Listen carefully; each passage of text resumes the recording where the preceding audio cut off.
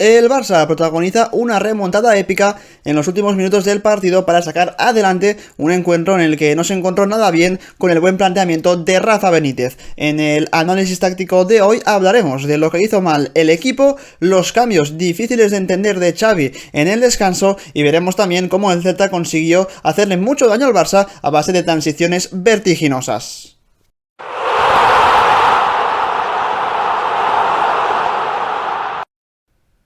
Empezamos el vídeo viendo el planteamiento de Xavi para enfrentarse al Celta. Hizo algunos cambios respecto al partido de Champions contra el Amberes. Si os fijáis en la imagen vemos cómo ante esa presión del Celta con dos delanteros que eran Larsen y Yago Aspas, el Barça salía con hasta 3 futbolistas porque aparte de Christensen y de Koundé, De Jong se unía o se acercaba bastante a los dos centrales para intentar darle una salida al equipo. Al mismo tiempo un Oriol Romeu bastante bien cubierto por los hombres del Celta y con pocas líneas de pase hacia él, por lo que era muy complicado encontrarle en la fase de construcción. Luego por las bandas, derecha para Ferran Torres y izquierda para un Joao Félix, que es cierto que constantemente caía hacia adentro y era Marcos Alonso el que se venía al costado izquierdo. Y básicamente lo mismo de los últimos partidos, ese triángulo ofensivo con Lewandowski, Gundogan y Joao Félix, aunque en esta imagen no está colocado ahí, formando un poco los 3 hombres más adelantados del equipo. Esto en cuanto a la fase ofensiva. Si nos fijamos en la fase defensiva, el Barça cerraba con un claro 4-2-3-1, que es cierto que en algunos momentos puede variar según la forma y la ocupación de los espacios del equipo rival, pero una defensa de 4 muy clara con Marcos Alonso, Christensen, Koundé y Cancelo, que como digo, cuando era fase defensiva sí que se venía a la posición de lateral, en cambio cuando atacaba era un Cancelo más cerquita del centro del campo que no de la banda. El doble pivote para Frenkie de Jong y Oriol Romeu, por delante esa línea de 3 con Joao Félix, Gundogan, que era el jugador que estaba más por dentro, y Ferran en el costado derecho, y en punta de ataque Lewandowski. Por su parte, el Celta de Rafa Benítez con un planteamiento muy interesante para jugar en el campo del Barça, con un 5-3-2 de formación muy claro, como veis, con 2 carrileros, que es cierto que no eran 2 futbolistas de mucho recorrido, pero después nos fijaremos más y veremos que Mingueza, por ejemplo, tuvo bastantes llegadas interesantes al ataque, con 3 centrocampistas en el medio, dejando poquitos espacios entre línea defensiva y línea del centro del campo, y 2 delanteros arriba que como hemos dicho son Larsen y Yago Aspas, que precisamente estos 2 jugadores son los que dificultaron mucho que tanto De Jong como Oriol Romeu recibiesen balones con cierta comodidad. De hecho aquí lo vemos a la perfección, como estos 2 delanteros y más los 3 centrocampistas del Celta forman como una especie de triángulo, o una especie de forma en la que consiguen aislar ya no solo a Frenkie de Jong sino también a Oriol Romeu de la jugada, lo que nos deja con Christensen sin prácticamente opciones de pase. La única es hacia Koundé o hacia Marcos Alonso, que es el lateral izquierdo y que en este caso sí que podría recibir el futbolista ex del Chelsea. Pero lo preocupante del Barça en este partido es precisamente esto, que el Celta consiguió anular a los centrocampistas del Barça, o al menos forzarlos a ir muy cerquita de los centrales para recibir, lo que evidentemente dejaba un espacio brutal entre lo que son los centrocampistas del Barça y la posición de los delanteros, que como vemos está muy alejada de donde están los centrocampistas, tanto Joao Félix como Lewandowski, Gundogan, Ferran, los 4 jugadores digamos más adelantados del Barça. Están los 4 muy cubiertos por los 5 defensas en este partido del Celta de Rafa Benítez. Quizá aquí lo que el Barça debería haber hecho y no hizo, al menos durante gran parte del partido, es que uno de esos jugadores,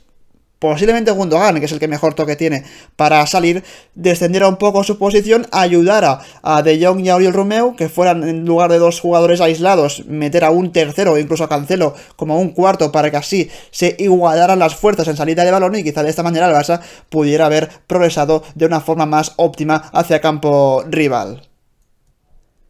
Vamos a ver ahora las únicas ocasiones en las que el Barça consiguió realmente filtrar algunos pases entre líneas que por fin pues consiguieron superar algunas de las líneas de presión del Celta. En esta acción es Oriol Romeu el que inicia la jugada, encuentra un pase entre líneas muy bueno para romper ya no solo la línea delantera, sino la línea del centro del campo del equipo rival. Encuentra con ese pase bueno, fuerte al pie de Joao Félix, al futbolista portugués. Cuando Joao Félix recibe, fijaos cómo es importante la posición de Lewandowski, porque de alguna manera hace dudar a los centrales del Celta de si ir con él o si ir a cubrir a Gundogan. En esas dudas se abre ese espacio para que Joao Félix encuentre al futbolista alemán. El problema es que el pase de Joao Félix no es bueno. Gundogan, en lugar de controlarla con el pie, el balón le viene a la zona del pecho y tras el control de Gundogan el balón se le escapa y el Celta puede recuperar la posesión, por lo que el Barça, por una vez que encuentra algún pasillo interior por el que progresar y continuar con la acción, no acaba de concretar bien la jugada, porque el pase de Joao Félix hacia Gundogan no era desde luego el mejor del mundo. Más acciones donde el Barça consigue por momentos intentar, digamos, desarbolar o inquietar ese planteamiento buenísimo del Celta de Rafa Benítez. En esta acción, en este caso es Koundé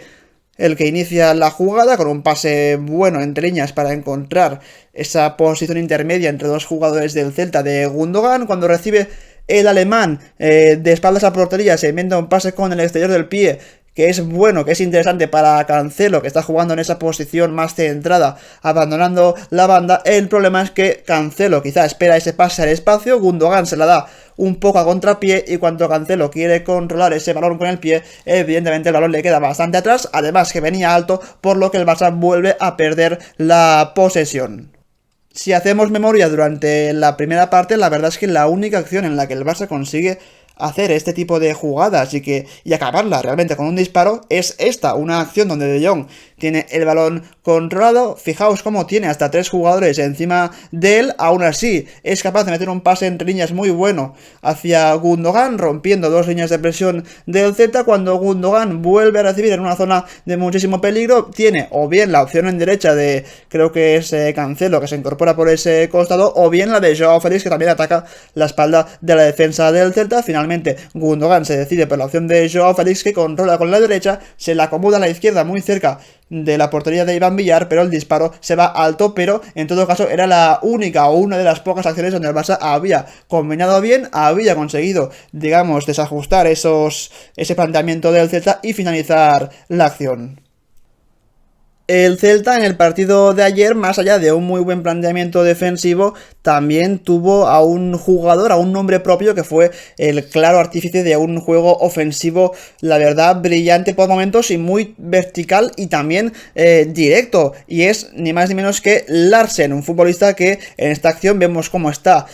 cubierto de cerca por Koundé, aún así, aprovechando también su físico, lo bien que baja los balones y lo bien que juega de espaldas. Es Mingueza, creo que es el que es Unai Núñez el que le mete un balón por arriba a Larsen. Fijaos cómo el futbolista del Celta aguanta el cuerpeo con Koundé, también a la vez acapara la atención de un Christensen, ya que al ser un futbolista tan corpulento, tan alto, tan fuerte, pues quizá con un central no basta, a veces podrían cubrirle 2, es por eso que Christensen quizá aquí está un poco entre camino entre cubrir a Yago Aspas e ir a por Larsen. En esas dudas del futbolista danés, Larsen consigue combinar con Yago Aspas y fijaos la posición tras esa descarga de Larsen en la que se queda Yago Aspas, una jugada de gol clarísima que no acabó en gol porque el control del futbolista gallego no fue bueno, pero ya vemos claramente cuál fue el principal peligro de este Celta en el partido de ayer. Vemos otra acción donde Larsen es clave para que su equipo progrese y saque una jugada de peligro. En este caso es Mingueza el que conduce la pelota en zona ofensiva del Celta, ya en campo rival. El pase de nuevo por arriba hacia el desmarque del delantero centro del equipo vigués. Cuando recibe Larsen, aguanta de nuevo el choque con Koundé, le gana la partida hasta que espera el desmarque de alguno de sus compañeros. En este caso no es Yago Aspas, sino que es, creo que es Bamba. Le da un pase raso al futbolista del Celta, que fijaos en la posición de peligro en la que se queda, pudiendo o bien disparar o bien encarar a Christensen, pero de nuevo clave esa descarga de Larsen tras aguantar muy bien el cuerpeo con su marcador. Acabamos de ver un poco la radiografía de la primera parte, con un Barça dominando, pero sin encontrar los pasillos interiores, o cuando los encontraba le faltaba algo más de precisión y quizá de circular el balón más rápido, y con un Celta contragolpeando y digamos haciéndolo muy bien con esas transiciones con Yago Aspas, con Bamba y luego por supuesto con Larsen bajando balones y haciendo jugar a sus compañeros, por lo que el Barça, yendo al descanso perdiendo por 0-1, necesitaba algún cambio en esa mitad, así que lo que hizo Xavi es introducir dos cambios. El primero, el de Gavi,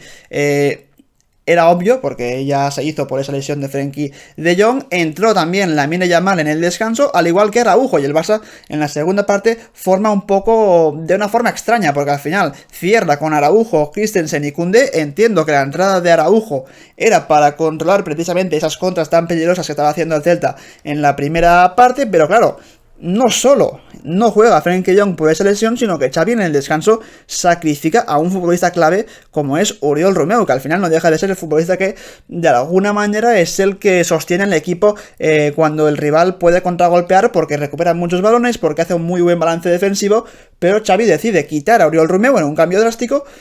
hacer que sean Gavi y Cancelo los dos que ocupen la posición de doble pivote. Estamos hablando de un futbolista, Gavi, que no es pivote, es interior, y de otro como es Cancelo, que realmente es más un lateral o incluso un extremo, que no un futbolista que pueda actuar como pivote y estar, digamos, constantemente defendiendo las contras del equipo rival. Por eso me pareció difícil de entender ese cambio de Oriol Romeu al descanso. Lo que sí mantuvo Xavi en el descanso fue los tres jugadores de arriba, tanto Joao Félix, Gundogan y Lewandowski, formando como siempre ese triángulo, los tres muy juntos entre sí, y las bandas hizo un cambio. Ferran pasó de la derecha a la izquierda y Lamine, que entró como digo en el descanso, acabó jugando en ese costado derecho.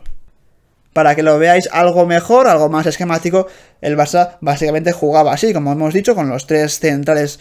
cerrando, con Cancelo, Gavi en el doble pivote, el triángulo Joao Félix, Gundogan y Lewandowski, los tres muy juntos entre sí, intercambiándose constantemente las posiciones para intentar amenazar o distraer, digamos, al rival, y las bandas, Ferran izquierda, Lamine Yamal derecha.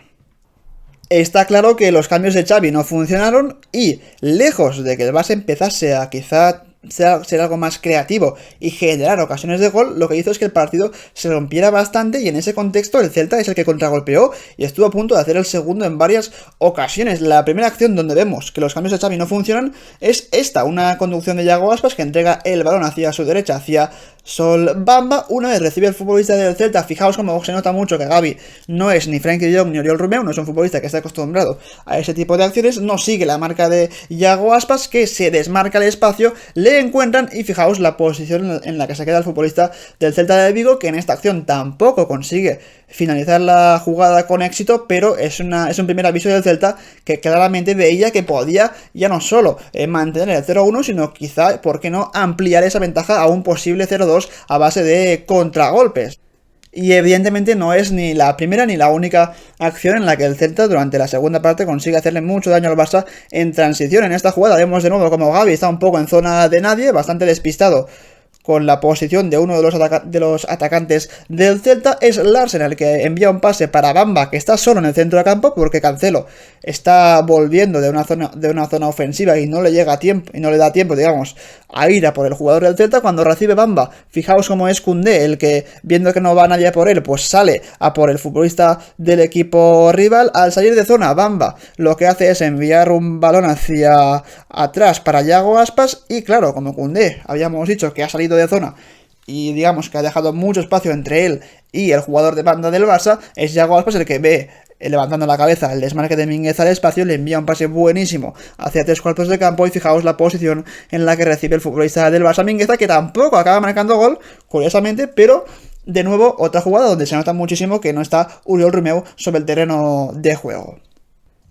Viendo este análisis, ahora diréis o os preguntaréis cómo consigue el Barça ganar el partido si estaba jugando tan mal, y de hecho el Celta estaba más cerca del 0-2 que no del 1-1. De hecho, el 0-2 acabó llegando, pero el Barça acaba ganando el partido y remontando de forma épica gracias sobre todo a la calidad individual. Por ejemplo, en el gol donde Lewandowski que hacía el 2-2, es un pase de Rafinha que encuentran muy bien entre líneas ese desmarque de Cancelo. Aquí quizás sí que hay un pequeño desajuste defensivo del Celta, uno de los pocos que tuvo el equipo de Rafa Benítez durante el partido. Rafinha encuentra a Cancelo, que en lugar de controlar deja, digamos, correr el balón hacia adelante, llega adentro del área, mete un pase hacia atrás en lugar de hacia el segundo palo, y Lewandowski finaliza la jugada para el 2-2, que era el gol del empate. Evidentemente, tras ese empate del Barça, pues el equipo se viene arriba, cree en la remontada y poco después, ya en los últimos instantes de partido, hay un centro de Gavi hacia dentro del área. Fijaos cómo es Cancelo de nuevo el que entra al área, un poco por sorpresa, sin que nadie lo espere, gana la espalda toda la defensa del Celta y acaba,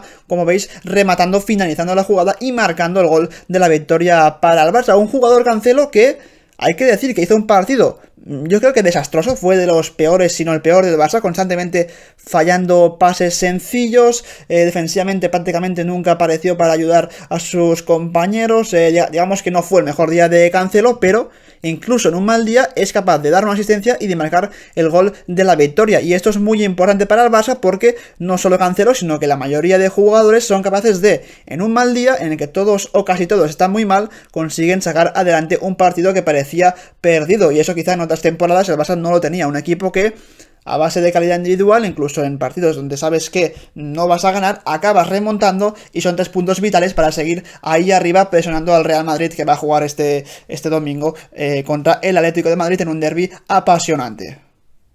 Así que hasta aquí el vídeo en el que hemos analizado tácticamente esta victoria